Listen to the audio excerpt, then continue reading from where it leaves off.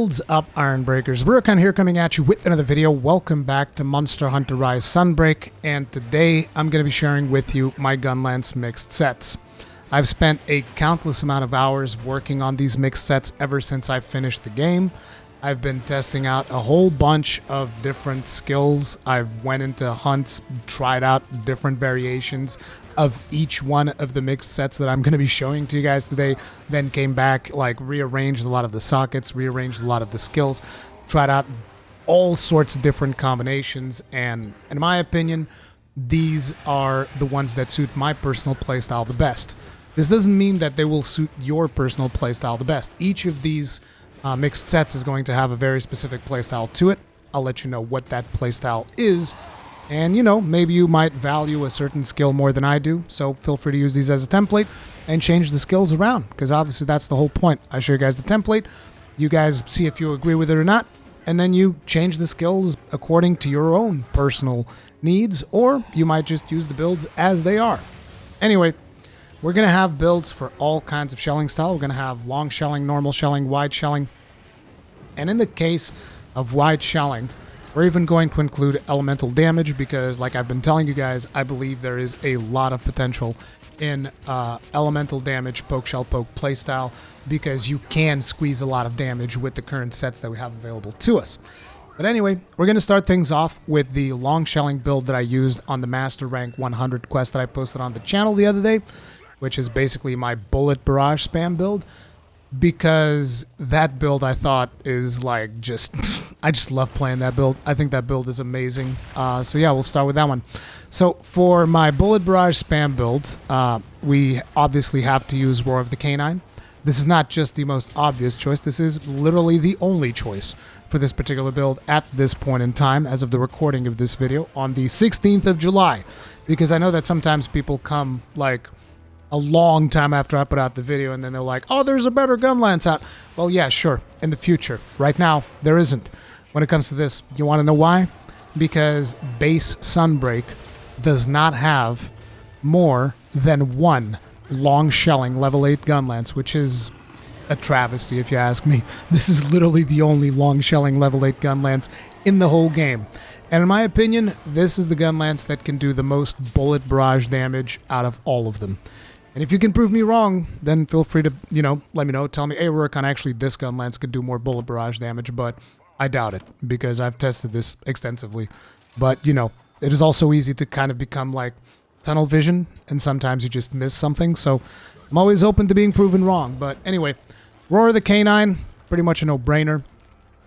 If we take a look at the armor selection that we have here, we have Basil Goose Helm, Basil Goose Mail, Professor's Mittens, Basil Goose Coil X, Holy Ire Akama, and in my talisman, this is going to be like the hardest thing for a lot of you guys to get, is a talisman like this. This talisman I got back in base Rise, interestingly enough, and it's got level 2 Part Breaker, level 3 Wire Bug Whisper, and 2 tier 2 slots. This is a very good amulet. But if you don't have it, the skill that I would say is the most, you know, the one that you can kind of like discard a little bit if you can't get it, is going to be Part Breaker. So just make sure that you get a whole bunch of Wire Bug Whisper on your talisman, and you should be okay. Somewhat okay, at least, because you can also make do with level 2 Evade Extender and stuff like that. You can make a couple of sacrifices here and there. But anyways, when it comes to decorations, on the Roar of the Canine, you're looking at a Shield Jewel, then an Anti-Dragon Jewel. You're going to want to change the Anti-Dragon Jewel for, you know, whatever you happen to be fighting. So if you're fighting an aquatic monster, anti-aquatic, keep in mind that anti-aerial works on most Elder Dragons, with the exception of Sunbreak's final boss, because he doesn't fly. But all of the other Elder Dragons, they take additional damage from anti-aerial, and these anti-decorations, they affect your shelling damage, so these are particularly important. So yeah, usually I keep anti-dragon on as a kind of like catch-all, because it's the one that uses most, you know, you can use against most monsters.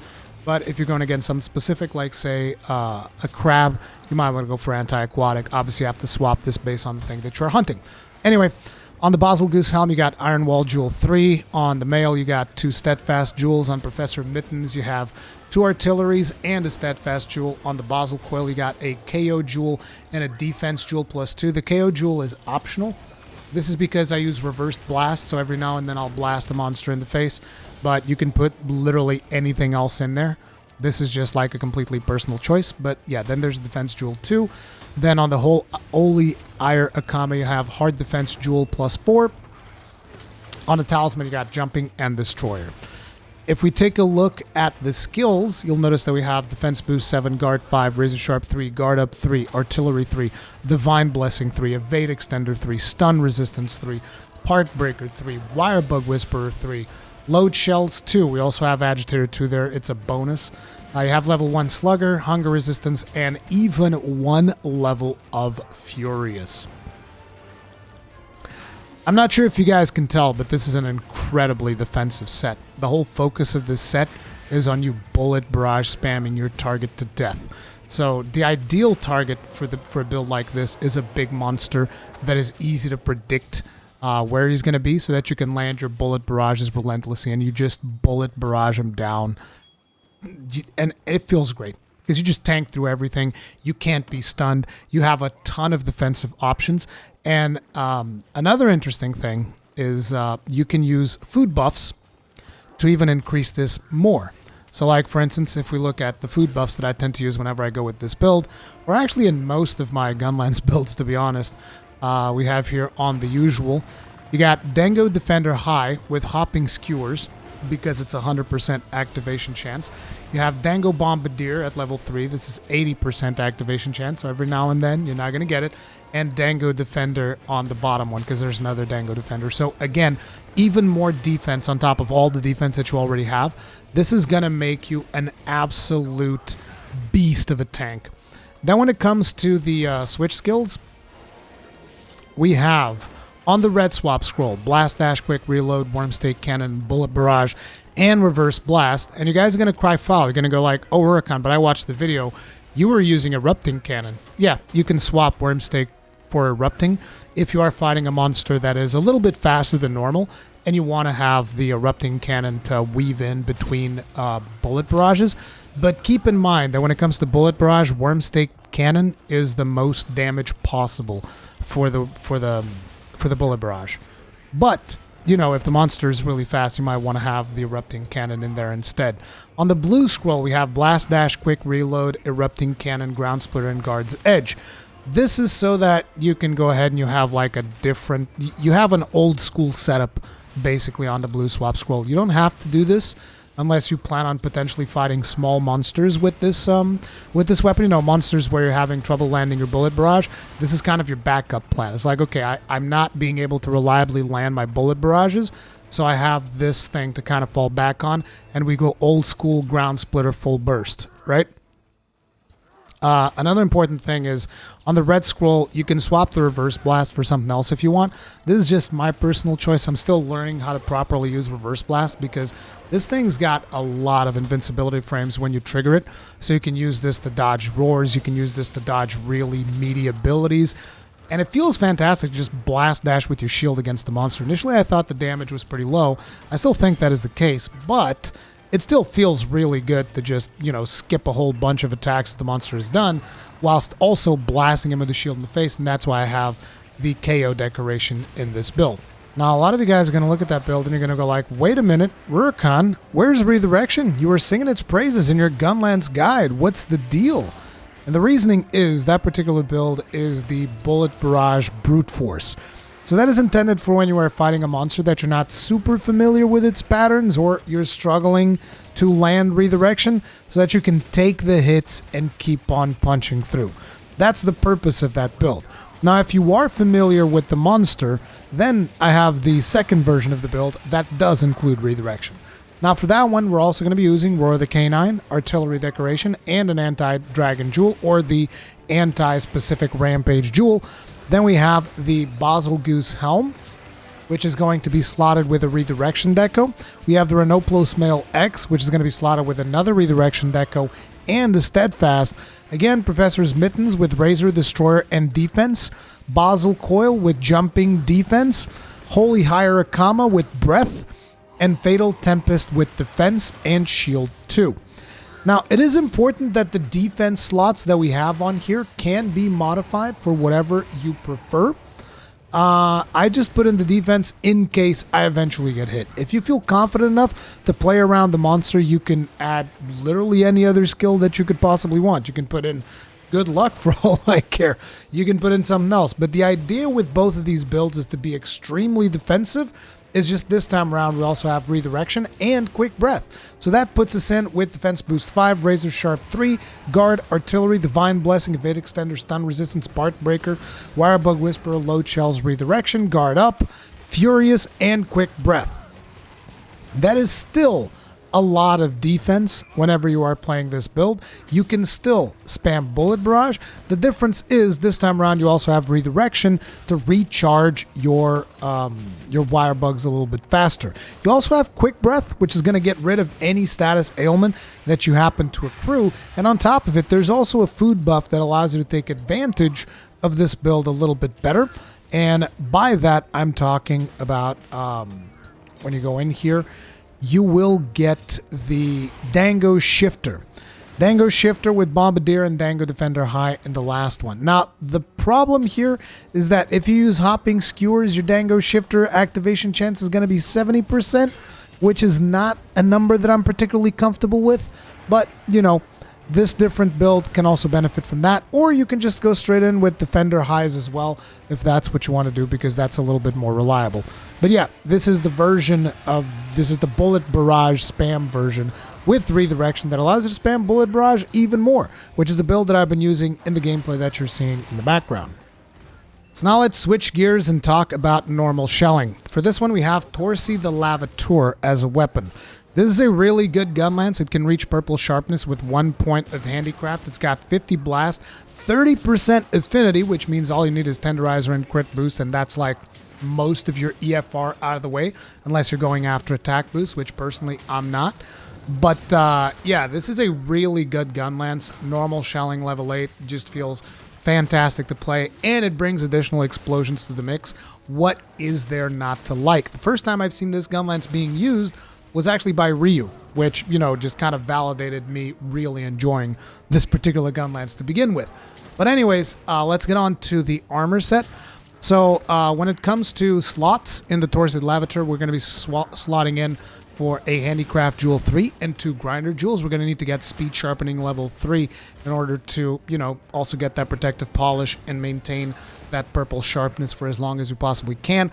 On the Rampage slot, we're once again going to be running one of the anti-jewels. So like I explained previously, just swap this in for whatever is adequate for the monster that you're fighting. When it comes to the headpiece, we got the Hoplites Helm with a Tenderizer Jewel, Hoplites Armor with Grinder and Brace. The Brace is there for multiplayer. If you're playing solo, you can put something else on there, choose whatever you want. We have the Volstrax Braces with Jumping Jewel +4. We have the Sailor's Skirt with a Guardian Jewel 3. We have the Baroth Greaves with a Critical Jewel and the Drain Jewel. Once again, this is coming in because I'm going to be using Reverse Blast. So, you know, stunning damage, drain, you know, all of that stuff, because I just have that free slot, so it's whatever. And then we're using the same talisman that we were using previously that's got 2 points Part Breaker, 3 points Wirebug Whisper, and 2 tier 2 decoration slots, and that is going to come in with 2 critical jewels.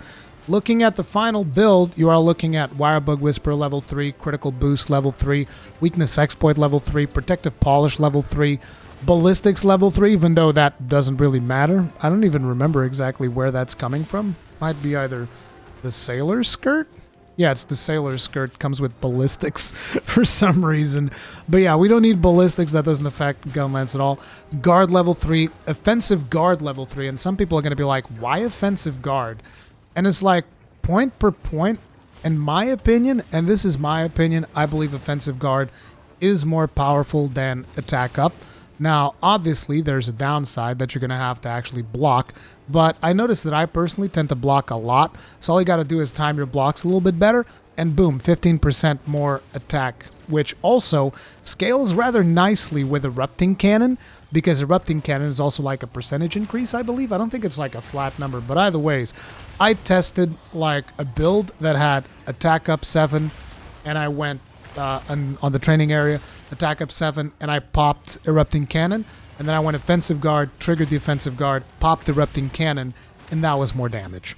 So, you know, obviously the attack up is always there and you don't have to block. But since I block pretty often, I was like, I might as well take Offensive Guard. It's whatever.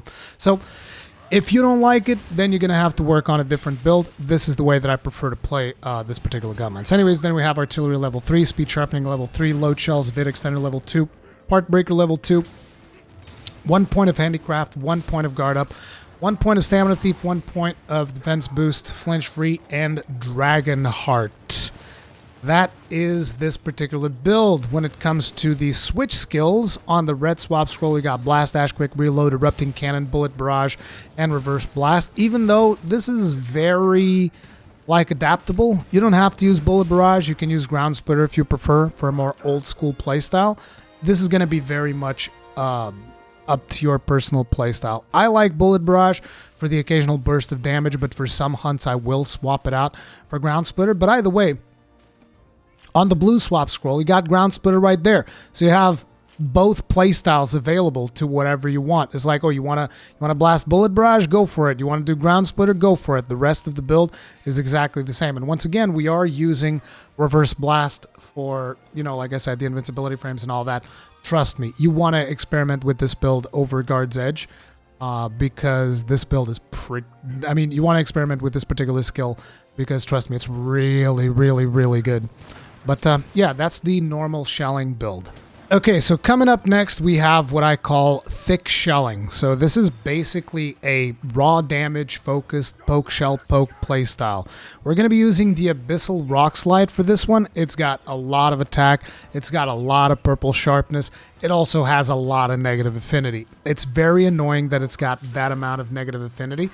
But we are using a Fighter Palico to increase our affinity. I've been running this Fighter Palico for the simple fact that he also gives you earplugs. So that is a very nice buff to have. So on top of it, we also get plus 30% affinity whenever he screams. So, that's one of the things that we're using to kind of mitigate this this potential downside of this Gunlance. Because I believe that this Gunlance is better than the Corn Popper if you're trying to actually do poke shell poke, which is what we're doing. Now, when it comes to the slots on the Abyssal Rock Slide, we're rocking a Daora Soul. This is going to increase your affinity by 15% if you keep up your offensive on the monster. Then we have the Guild Palace Helm. I already mentioned previously how to get Guild Palace pieces.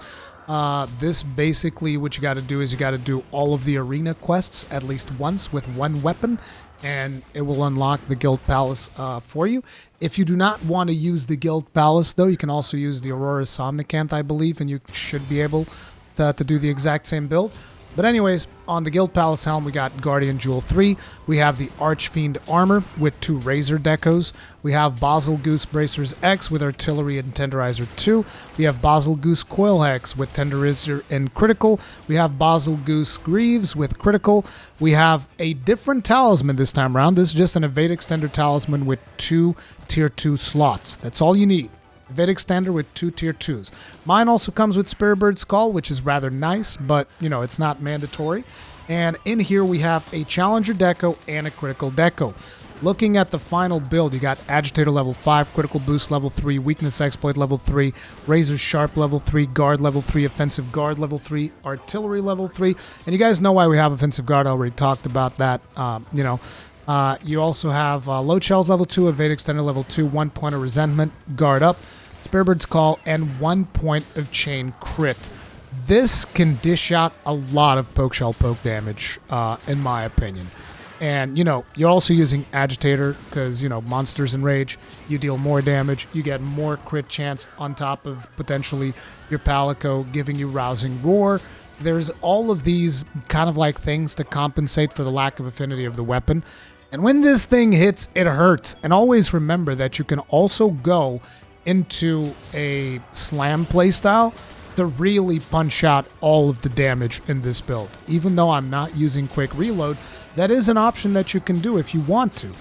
But here's the thing, you can get to slam by pressing triangle and circle, even if you are not, even if you don't have quick reload. You don't need quick reload to get the slam. Like, go watch my original Monster Hunter Rise guide video where I explain all the different ways to get the slam. But yeah, this is the build when it comes to the switch skills. Blast Dash, Guard Reload, Erupting Cannon, Ground Splitter, and Guard's Edge. These are pretty self-explanatory.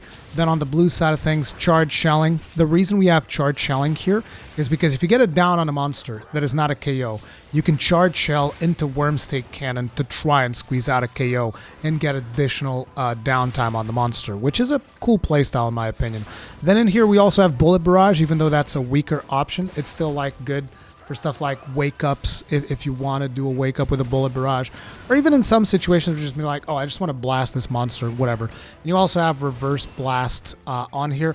I'm considering actually replacing the Guard's Edge on 5. It's just I've only recently started really experimenting with Reverse Blast, but I'm probably going to be swapping it over on most of my scrolls. But yeah, that is Thick Shelling. And now we're entering a more exotic shelling playstyle. This is the Elemental Wide Shelling playstyle. So, for this one, we're going to be starting off with the Ice element, and for that, we have the Ember Pike Nair Thra.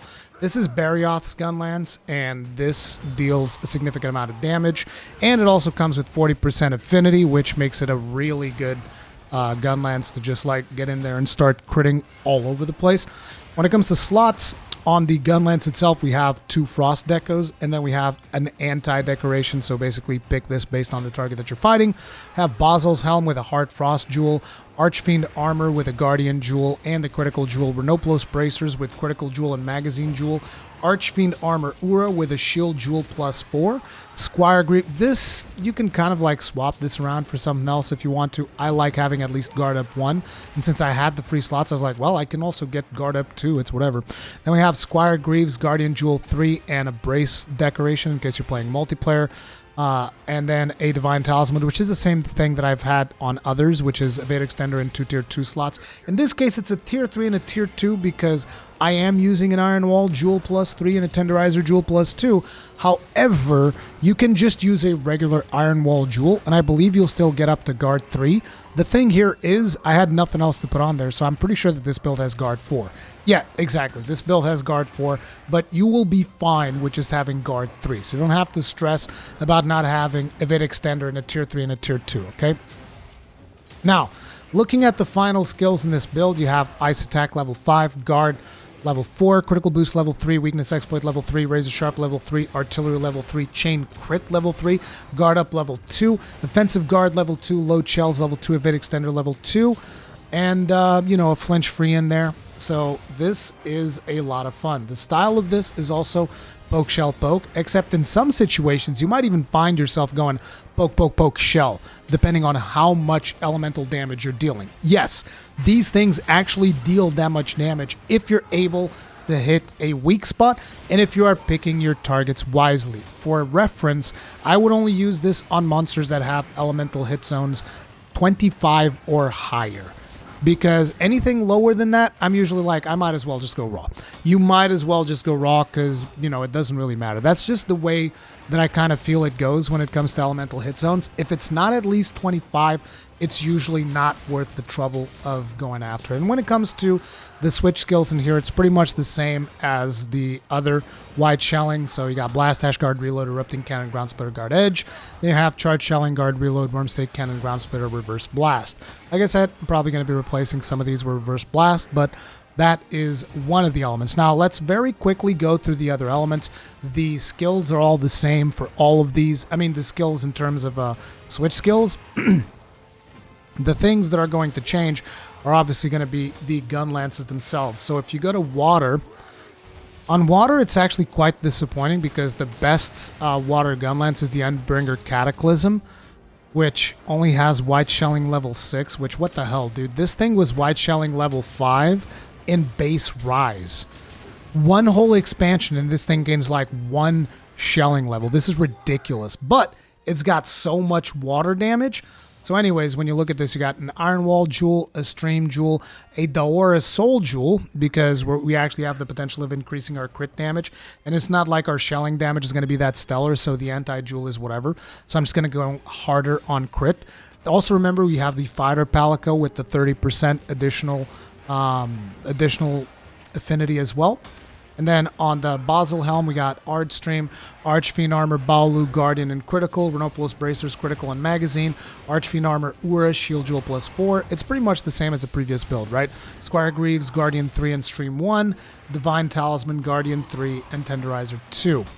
And then looking at the finalized build, you got kind of like the same thing. Water Attack level 5, Critical Boost 3, Weakness Exploit 3, Razor Sharp 3, Guard 3, Offensive Guard 3, Artillery 3, Chain Crit 3, Guard Up, Load Shells, Evade Extender, and a couple of more things. Really, really good for just dishing out a bunch of elemental damage. Remember, try to keep those hit zones 25 or above. Now, let's look at a different one. I'm going to be going for Dragon this time. These are like the most powerful elemental-wise. The next two are not as powerful as I'd like, but they have a lot of raw damage, so it also works. So, this one, dude, this thing shreds, okay? This is the Shigaru Magala Gunlance, and this thing friggin' shreds. It's just that simple. Unfortunately, it also only has a tier 1 Rampage slot, which is like the biggest downfall, but when you look at this, you're looking at 35% affinity. This is gross, okay? 300 damage, 48 dragon damage. You can really beef this up, and you will shred a Rathian. It's going to be disgusting. It's going to be downright pornographic, all right? But this one's slightly different from the other ones because of the fact that the Gunlance itself does not have any slots. So we have Hoplites Helm with the Razor Jewel. We have Archfiend Armor Baolo with the Dragon Jewels in there. We have Hoplites Bracers with a Tenderizer, Archfiend Armor Ura with a Critical Deco, Basel Goose Greaves X with a Critical Deco, Divine Talisman with Critical Jewel, and a Razor Jewel 2.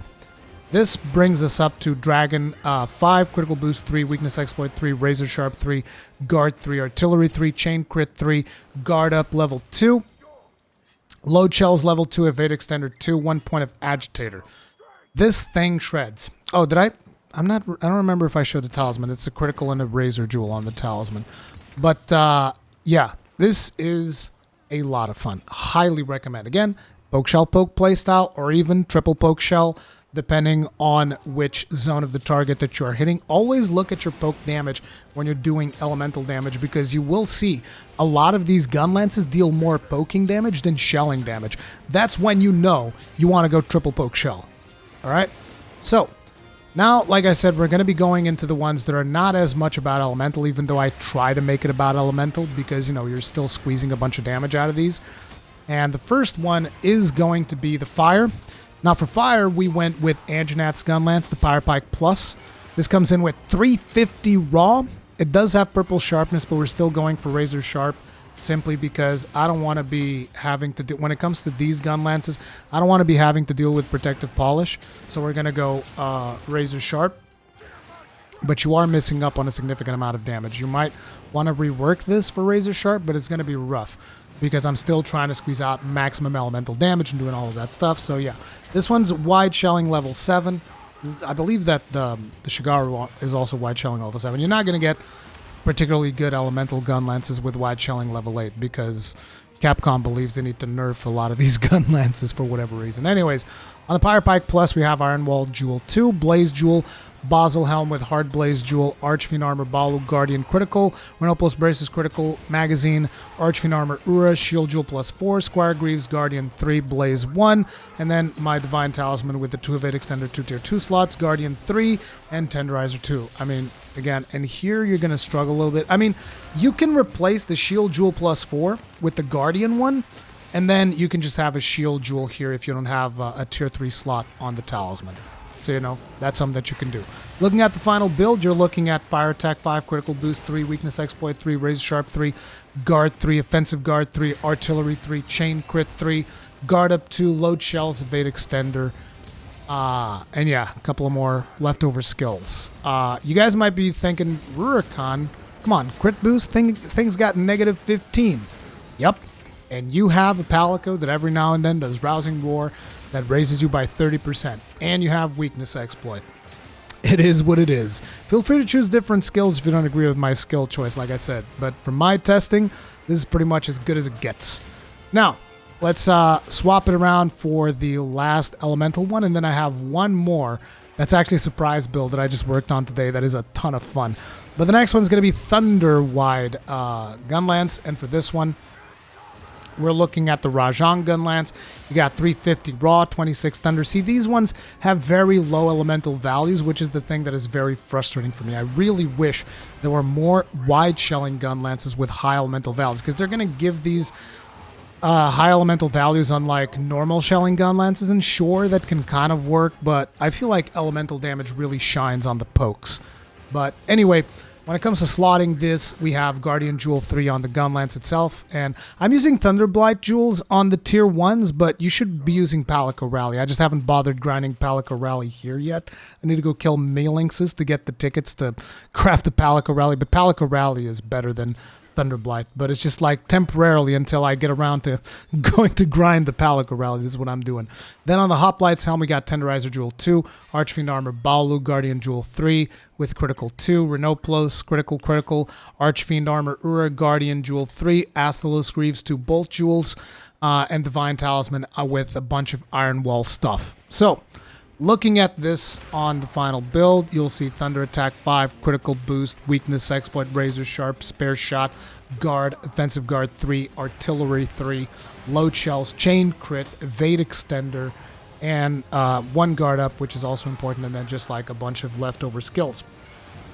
Those cover pretty much all of the elemental damage types. So now, I have one final build that I would share with you, and I know I haven't done a lot of like paralysis or poison or anything like that. Those types of builds aren't usually my style, but I have one more build to share with you, and this one, I call it the Brain Off Wide Shelling build, because you can basically turn off your brain and you just spam circle, or your shelling button, you know? This is what you do with this build. You just shell your way to victory. It's just the way that it goes. So basically, if you spam your shelling button, what's going to happen? You're going to shell twice, then it's going to go into Erupting Cannon, which is going to shell again, and then you can shell one more time, and then you reload. And that's the point of this build. You're not really poking unless you need to do it to reposition. You're just like shelling nonstop, okay? Your objective is to break something as fast as possible, because the moment you break something on the monster, you're going to focus on that, and you're never going to die.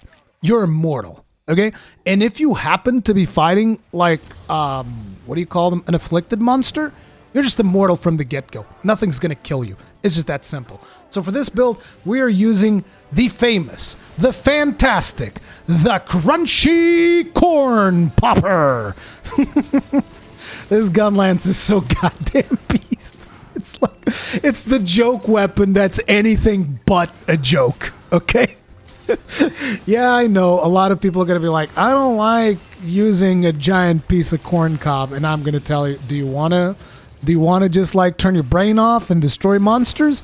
This is the Gunlance you're going to want to use. So, looking at the slots, we have Iron Wall Jewel 3 and a Destroyer Jewel 2 and 1 Steadfast Jewel.